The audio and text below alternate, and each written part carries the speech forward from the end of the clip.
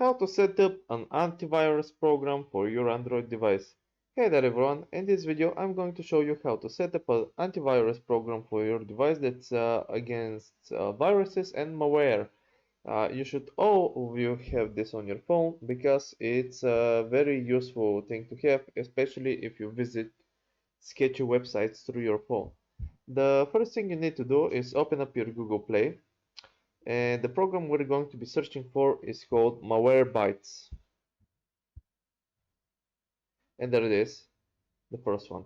I recommend this one because, first of all, it's free. It has a paid version, but its free version is extremely good. It's one of the best malware programs for viruses and spyware and malware that's out there. Just click install.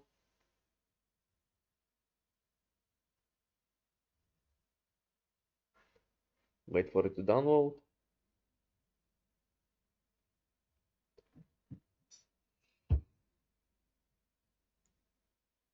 It's true that it will run in the background and it will drain a bit of more energy from your battery, but it's totally worth it.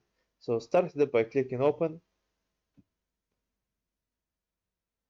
and select get started. Give permissions,